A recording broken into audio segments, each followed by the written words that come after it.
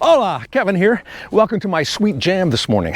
And by sweet jam, I mean we're gonna be jamming on this trail and it's gonna be sweet. I'm glad you're joining me today because otherwise I wouldn't have any fun. Because apparently they don't want you to have fun on this trail. All right, enough said. And with that said, let's unpack this jam, all right? Let's open up that jar of sweetness, spread that jam around and strap on your jammies and open your parasol and why don't we go take a hike?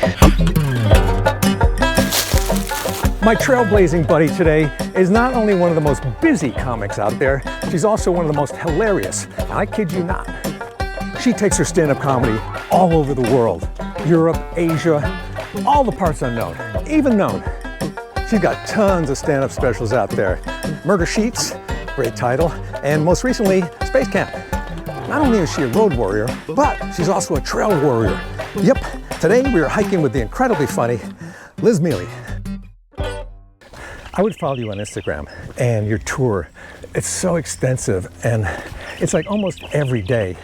One day you're in Germany. Yeah. The next day you're in Switzerland and Thailand. Well, maybe not Thailand. I'll do like Europe, and then I've done Asian tours. I've done a tour in Australia. You are a road warrior. I am. I think I always loved it and I still love it. I mean, I'm tired and I now know how to recognize being burnt out. I don't think I knew what burnt out was until that became part of the zeitgeist. I'm glad I do it. I'm grateful I do it. I'm grateful I have a fan base out there, but it is a harder touring life at the level I'm at. And also, I know you miss your cats when you're gone and your boyfriend. Very much so. And that's the hard part, you know, when you're missing people and you're thinking, hey, my life's going by. And I'm asking people if they're from out of town. Yeah. How are you with flying? I think I'm better than most. Because you do it so much. I do, and I have a new joke about being sky priority and how I can't go back. Yeah. I mean, you probably are fine, but I'll get bumped up to first class on the way there. Yeah. And then I'm not on the way back. Yeah. And it's so humbling. I know. Sometimes I get bumped up to cockpit. Yeah. and I don't know what I'm doing. You know what I mean? Are you an outdoor person typically? I like nature, but I'm not very, somebody else has to bring me into it. I've done more hiking. Like kidnapped or something? Yes, I have to get kidnapped. That's exactly what has to happen. I like the idea of nature, but then there's bugs and I go back inside. See, I was driving over here and I was thinking, I bet Liz was rough and tumble growing up. Because, you know, your act is aggressive. I don't know if it's aggressive, but it's, you're confident and you're determined and you complain a lot. Yeah, I do complain a lot. That's my main MO. Yeah. You know, I was a gymnast. You were? Yeah, I was a gymnast from 3 to 14. So I feel like I was a very bouncy, high energy kid. And that's the other thing I thought. You were bouncy. I am. I do have a bounciness, but now translates to annoying. I get annoying a lot. You know how some people can go for a walk and that's enough of a workout? Yeah. I need to have this shit kicked out of me. I did gymnastics for 11 years. And was that a horrible schedule? Did you have to get up early? Was it your parents that made you do that? No, I mean, I think I wanted to, and then you get good at it and you become competitive and stuff. It wasn't early, it was after school. So you would go to school and then maybe you would come home, eat a snack, and then you would do 3 hours of practice. Oh my. So I missed dinner a lot. Weekends you would do it. Were your ankles always taped and toes and wrists? No, I wasn't that. You weren't that good? Yeah, I wasn't that good, honestly. I straddled the beam, which is literally you fall off it, you straddle it, you have these crazy bruises in between your legs. Guys couldn't do that. I think that's why they don't have that, is because they would never do it again. I don't know why I did it again. I hated beams so much because of it. Do you still have good balance? I'm pretty good. So what's interesting is with CrossFit, there's a little bit of gymnastics in it, you walk on your hands and stuff. And really? Yeah, so I can still walk on my hands. I can still do a handstand. My back bends are a little gone. I could walk on your hands too. Yeah, I bet. Liz, are you a dog or a cat person? I'm very much a cat person. You are? I think I'm known as being a cat lady. I I resent not being the person that JD Vance thought of when he talked about childless cat ladies, because I feel like that's my identity. Yeah. So your cats are, how many are there? I have two. So I have Ghost and Lunchbox. They're brothers. They're very Why fat. such common names? I know. Well, you know what? I only realized pretty recently there's a couple of people that have dogs named Lunchbox, and I was pretty upset about it. I was kind of hoping Lunchbox was an original name. I always like coming up with names for pets. That's the best part. Do you like the people names like Charlie or Doug?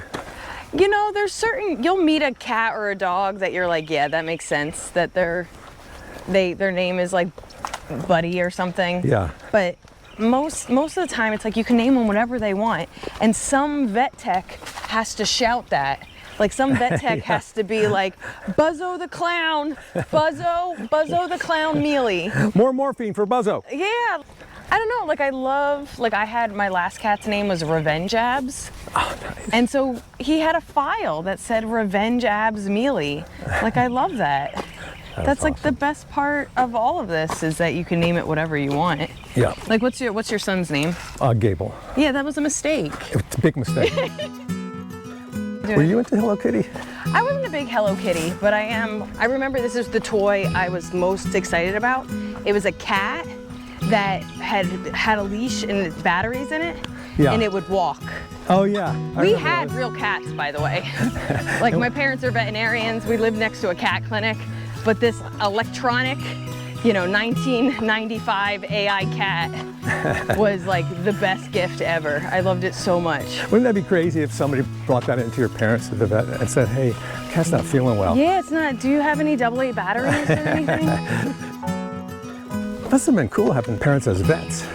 Oh, I mean, I loved it. So when I was really young, we lived next to my parents' first animal hospital, which was both dogs and cats. Yeah. And we lived in an apartment across the street.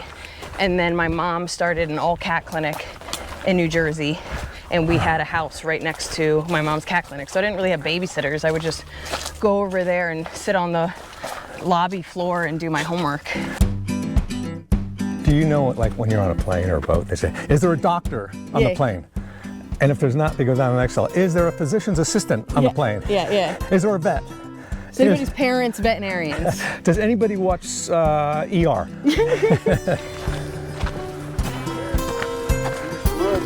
What'd you see, a snake?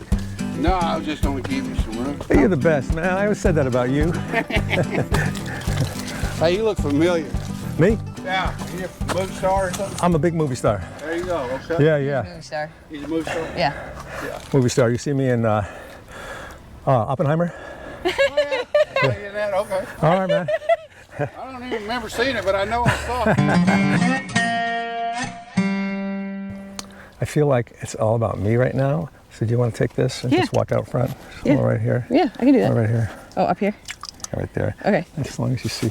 Yeah. There you go. Now Now it looks like I have a stalker. Yeah. So have you ever had a stalker? Yes, several. You have? Yeah. I had to hire a lawyer. A lawyer? Yeah, and that was like step one, because then it was going to be like, was it, what do you call it? Crime? Yeah, crime was next. What do you call that when, restraining order, sorry. Oh, restraining order. Yeah, so first I was starting with a lawyer. But I learned, because I had so many stalkers, you have to tell all these venues and stuff, and you just start hearing everybody else's stories. Yeah. And both guys and girls, like, it's wild. Especially some of these, Yeah.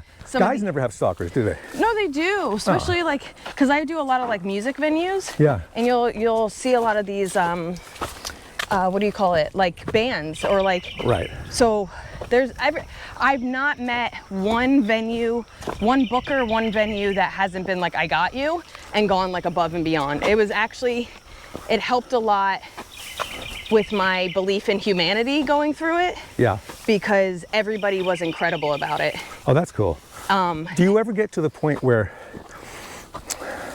you feel kind of disappointed that the guy's not stalking you anymore? Like what? Not at all. Not good if, enough? Not if you know what I've gone through. I don't feel that at all. I don't think anybody should have to go through it. I'll be honest, cops don't do anything. They don't? They do absolutely nothing. One made me cry. Because he was the stalker. Yeah, no, actually it was a woman. So that Oh. really tells you. They don't really train in empathy. Yeah. And everybody I've talked to that's dealt with it, they all say the same thing. They always are like, well, after he kills you, you let us know, and we'll do our best to seek vengeance and justice. Here's a quirk that I have too. It's when somebody falls, no matter how hard they got hurt, they will deny that they're hurt. Are you okay? Yeah, I'm all right. There's blood coming out of their ears and stuff, you know. There's something extra embarrassing that you fell and you're in distress. I noticed too, when younger people fall, people laugh. But you know you're appearing older when you fall and everybody comes to help you. Yeah. And you're like, why are you laughing? Yeah. What do you say? I moisturize. Yeah. Are you pretty prompt? Oh, I'm very on time. I think in general for stand-up you need to be, right? Yeah. Because like if you miss your spot, you miss your spot. Yeah. But like I was raised that like if you show up on time, you're late. Yeah. And then we would get to the movies like 40 minutes early, and it would drive me nuts. Like you finished your popcorn, there's nothing to do, you know, this is before phones. And my dad would make us bring books to the movies. Were they the books that the movie was about? Yeah, we would have to read the Titanic before we saw it. Just like, so I don't like being early, but I am very prompt. Oh, like, that's good. Like, Do you think, I know your father said if you're on time, you're late. Do you think there's such a thing as getting somewhere too early? Is that rude? yeah, like a party, they're Yeah. still setting up. They haven't put their kids to bed. They haven't woken up yet. Yeah, no. But if I okay, so if you say your party's at 7 p.m. Yeah. and I show up at 8 p.m., I showed up on time for the time I wanted to show up. Like I said, I'm going to show up an hour late. Yeah. So that I'm not like an early dork. Yeah, Right? yeah. But I decided 8 and I showed up exactly at 8. Oh yeah, okay. Do you think you could survive in the woods without anything, like for 2 or 3 days? So I've been doing fasting. I've been reading a book. So I've been doing intermittent fasting, and I'm reading this book called Fast Like a Girl, which is about like how women use it with their hormones and stuff. Yeah. And now I think I could. Really? Because- Well, we'll see. Yeah, oh God, this is the end of it. I do intermittent conversations. Yeah, I bet. But I don't think I could survive and like get my own food. So what I'm saying is like I could not eat for 3 days Right. and stay put and maybe make like a sign that says SOS, but I can't. Could you survive at home for 3 days? Barely. With no food? Yeah, barely. You have a good diet? I try to, but I'm definitely a sugar addict. I really. Me too. I mean, if I you love sugar. If you even mention ice, my first thought is ice cream. Like, you know what I mean? Like, I can't. At my age, it's ice pack. Ooh, for your knees? Yeah. For those knees that are My going knees away? and shoulders. You seem to be the kind of person that doesn't hang on to things. I can get. It depends. Like when you're. Well, because first of all, let me see this tattoo. Oh, What let does go. that say? Let go. Is that right? You know, you don't get a tattoo of a phrase if you know how to do it. That's the number true. one golden That rule. is true. That is true. All right, let's head back.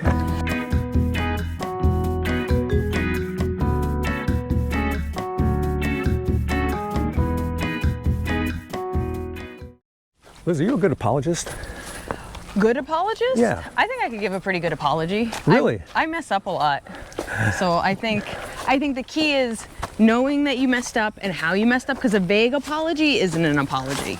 Like when Right. somebody's like, hey, I'm sorry if you were hurt. If you were hurt. Yeah, or I'm sorry you got hurt when I did blah blah Yeah, it blah. was nothing to do with me. Yeah, like that. But I can take ownership of messing up, understanding it, and then the key is like fixing it. Like there's like I'm a queen of like Instagram quotes. I love a good like just Yeah. cheesy quote. Yeah. But there's some of them that are really profound. Like an apology without change is just manipulation. Nice. Like it's true. Like anybody can apologize, but if you actually care to not hurt that person again, you have to work. Yeah. So I think I'm good at both parts. How would you start an apology? Can I have a scenario? What did I do? Well, let me tell you how I start no matter what the apology is. Oh, okay. Now you listen to me. I feel like now that everybody's in therapy, which I assume everybody is, it's made it, easier. Yeah. But I'm a little hot-headed. I would say A little? Great. You know, some of these apologies start out with, "Are you fucking kidding me?" And then I have to soften. Well, I could tell you've had a lot of therapy. Yeah, very much so. And I think you might need still a little bit more. Oh, of course. It's never ending. You a fan of porta potties? No, because I ran marathons, I've experienced all types of porta potties. I went to the New York City Marathon once. As a spectator? Yeah. Eventually. Yeah. Are you still finishing it? still on it. I ran a half marathon once because I couldn't finish the full one. Yeah, no, that's smart. But I see these marathon runners, these women, just squatting down by the finish line off to the road there, just peeing. Yeah, well, you want to get a good time. They don't care at all. I can't. That's half the reason I won't go camping.